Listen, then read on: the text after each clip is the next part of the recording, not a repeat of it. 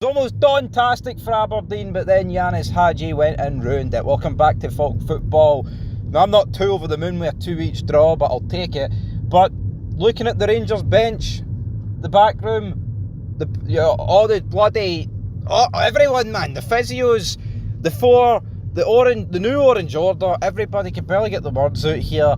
They were as ecstatic as anything, but there was one man that was more ecstatic, and that was Jambo Bear, right? Jambo Bear, we all know he hates Aberdeen. He has a strong disliking of Aberdeen, and this is what Jambo Bear had to say about the game. Rangers are shite, but Aberdeen are even worse. How great's that? Jambo Bear got a bit of a running gig with Aberdeen at the minute.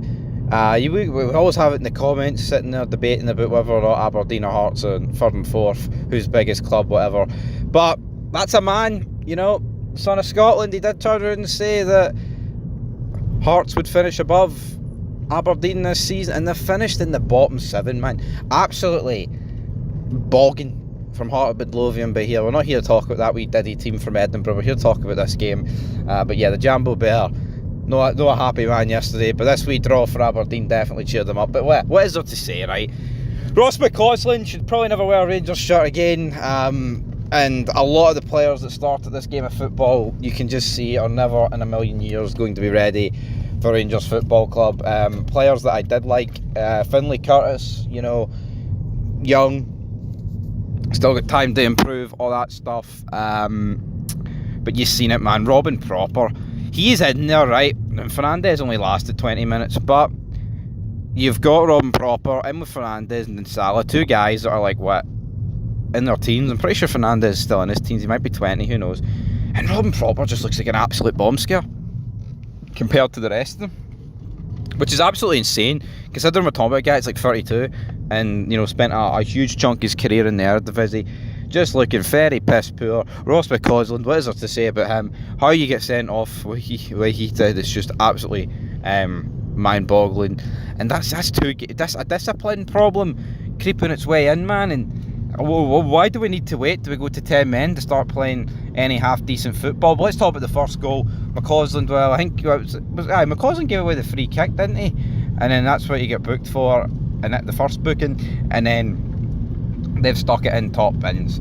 I say top bins, Liam Kelly, debatable, man. He got a strong hand to it, but just couldn't quite keep it out. But, I mean, when you compare it to Butland's mistakes, I don't think it's that bad. And considering, his heroics on Thursday, that's what matters, right? That big left, was his right leg or his left? I think it was his left leg. His left leg on Thursday is all that matters, so that happened there. And then, of course, what you had was the other goal from Aberdeen, just piss poor defending for Rangers. It's just the story of our seat. Dessers missing open chances when he came on, right? A goalie mistake, but again, like I said, it wasn't that bad. Going 2-0 down, horrific defending, red card, so many players just being passive and switching off. I thought Tav was absolutely shite, and that's another thing about Fernandez. Him going off, and then Tav, who the whole gimmick is of this game was so we could rest players, and now James Tavernier had to come on about the 20th minute and play 75 minutes. It's not ideal, man. It's really not.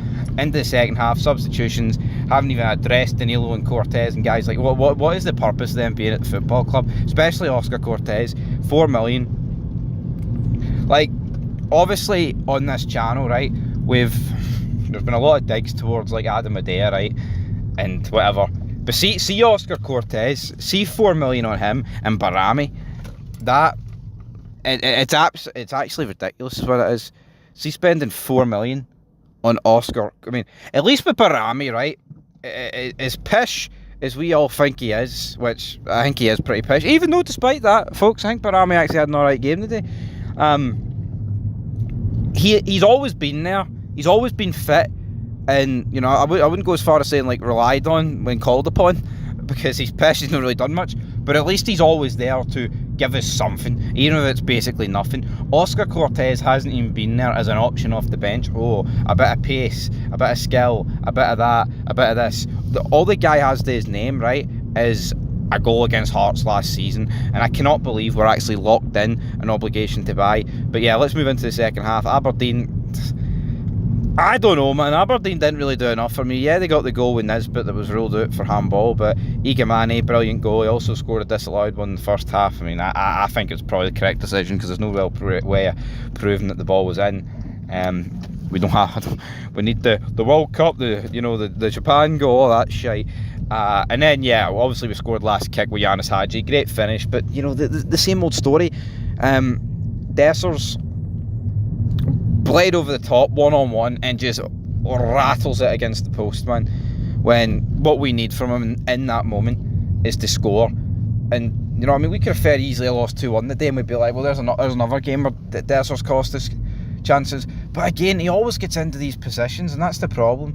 And he drops the ball left, right, and centre. But that's where the game ended, guys. Aberdeen obviously drew. It's way more disappointing for them than it is for us. Obviously, we're Rangers. People can pretend that the league's over, guys. It's back. It's done, man. It doesn't matter the fact if it was delayed or not. It really doesn't. All that matters today was resting our players for Thursday. And as for Aberdeen, well, they're going to fall behind Hibs, aren't they? Because Hibs are currently beating Dundee. So get it right, fucking up Aberdeen. Jambo Bear loved that one. But until next time, leave your thoughts down below. That's it for Fog Football. We'll be back later in some capacity. Till then, peace.